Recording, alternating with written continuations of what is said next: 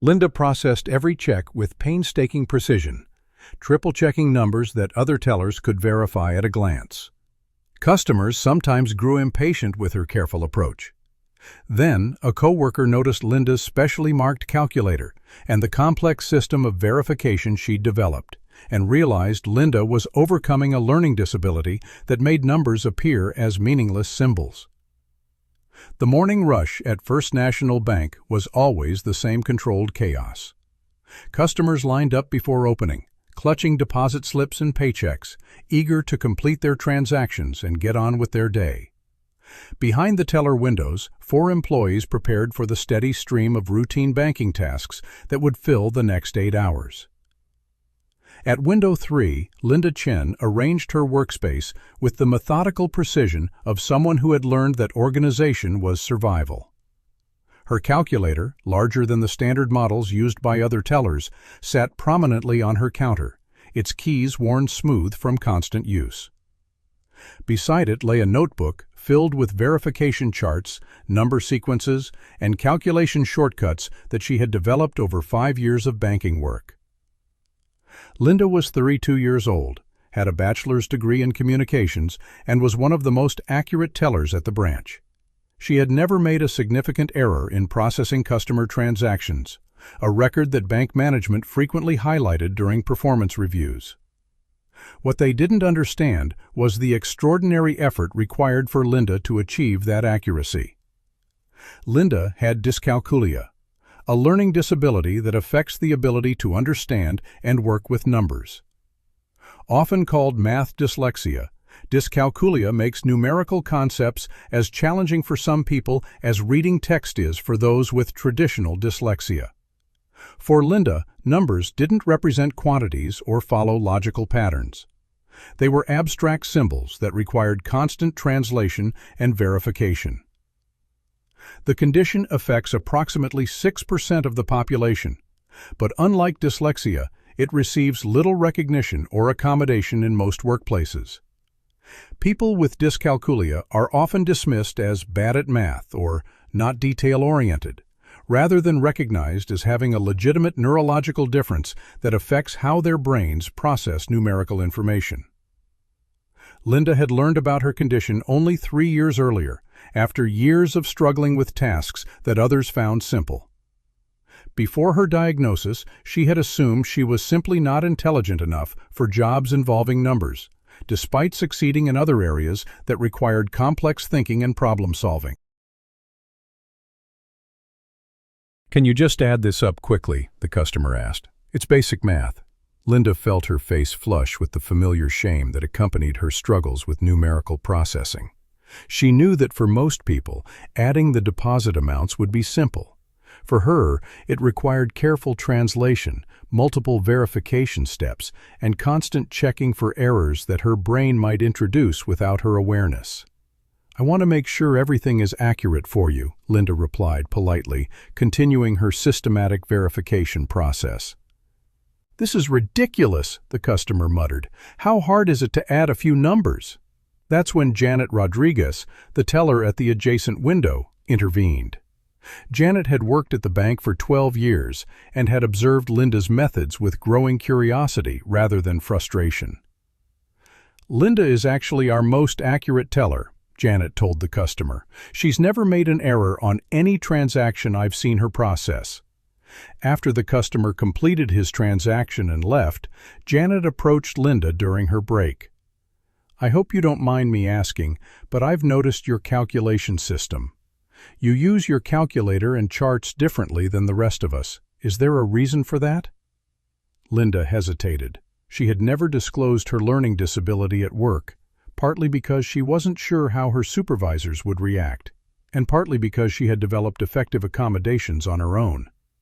"I have dyscalculia," Linda said quietly. "It's a learning disability that affects how I process numbers. The calculator and verification systems help me work accurately." Janet looked puzzled. "I've never heard of that. What does it mean exactly?" Linda took a deep breath and began to explain something she rarely discussed.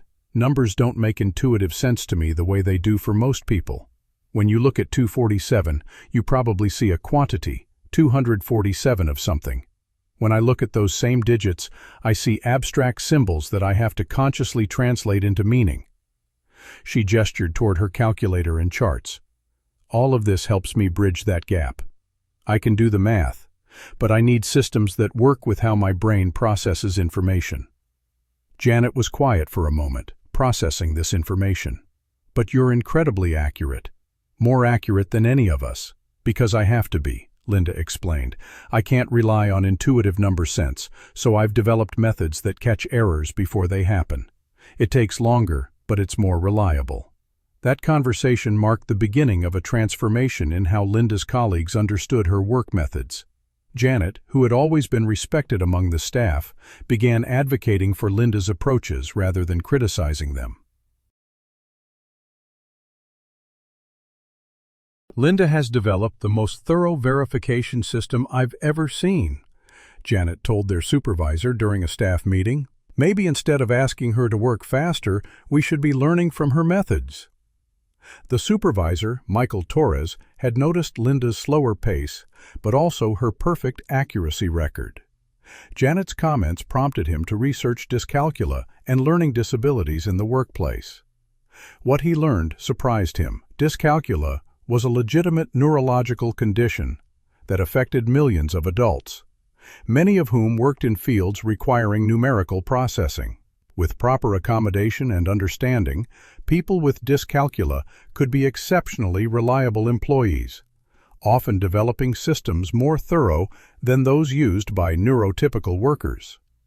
Michael arranged a private meeting with Linda to discuss her needs and how the bank could better support her work. "I wish you had told us about your condition earlier," Michael said. "We could have provided accommodations instead of pressuring you to work faster." Linda was cautious in her response. "I wasn't sure how you'd react. Some employers see learning disabilities as limitations rather than differences that require accommodation." "Your accuracy record speaks for itself," Michael replied. "You've never made an error that affected a customer account. Whatever system you're using, it works." The result was the bank's first formal accommodation plan for a learning disability. Linda received additional time for complex transactions, a quieter workspace that allowed for better concentration, and recognition that her methodical approach was a strength rather than a limitation. But perhaps most importantly, Linda's openness about her dyscalculia began changing how the entire staff thought about learning differences and workplace accommodation. During the next staff training session, Michael brought in an expert on learning disabilities in the workplace to educate the team about various conditions and accommodation strategies. The staff learned that learning disabilities were neurological differences, not intelligence deficits. They discovered that employees with learning disabilities often developed exceptional attention to detail, creative problem-solving skills, and resilience from years of overcoming challenges. Linda was asked to share her experience and the accommodation strategies she had developed. Initially nervous about the presentation, she found that her colleagues were genuinely interested in understanding her approach rather than judging her differences.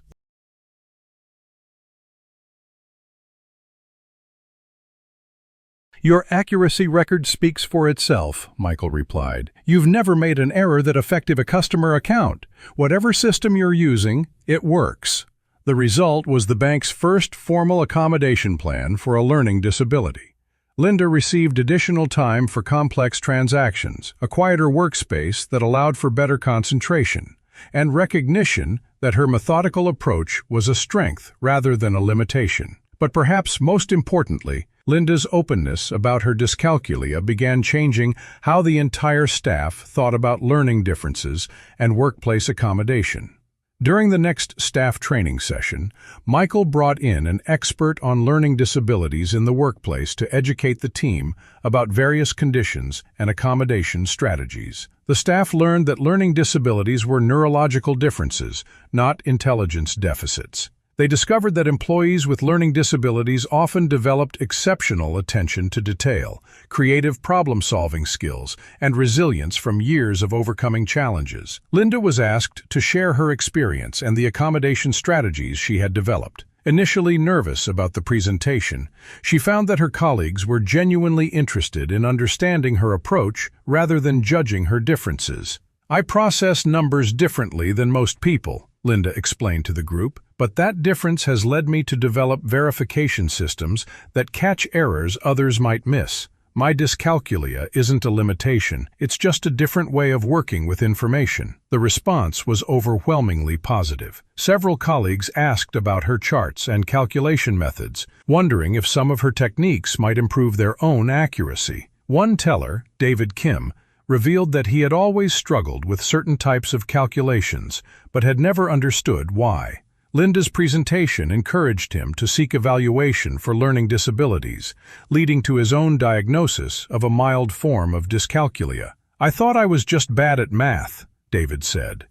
"Understanding that it's a neurological difference changes everything. Now I can develop strategies instead of just feeling frustrated." Linda became an informal mentor for David and other employees who struggled with numerical processing. She shared her accommodation techniques and helped them develop personalized systems for working with numbers more effectively. The bank's accommodation of Linda's needs also led to broader policy changes. Management implemented training on learning disabilities, established formal procedures for requesting accommodations, and began recognizing that diverse thinking styles could enhance rather than hinder workplace performance. Linda's story reached beyond the bank when she agreed to participate in a local business council's presentation on disability accommodation in the workplace.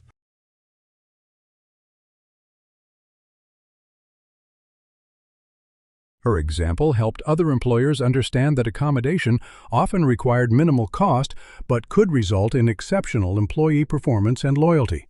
"People assume that working in banking with dyscalculia would be impossible," Linda told the audience. "But with the right accommodations and understanding, my learning disability has actually made me better at my job. I've had to develop systems that are more thorough than standard approaches." Today, Linda continues working at First National Bank, where she has been promoted to senior teller and trains new employees on accuracy verification techniques. Her methods, originally developed to accommodate her dyscalculia, are now taught as best practices for preventing errors and ensuring customer satisfaction. Her daughter, now in middle school, has inherited some of Linda's numerical processing differences, but benefits from early identification and accommodation strategies. Linda works with her daughter's teachers. Thank you for watching. If this story changed how you think about learning disabilities and workplace accommodation, subscribe to help us share more stories about the strength found in thinking differently.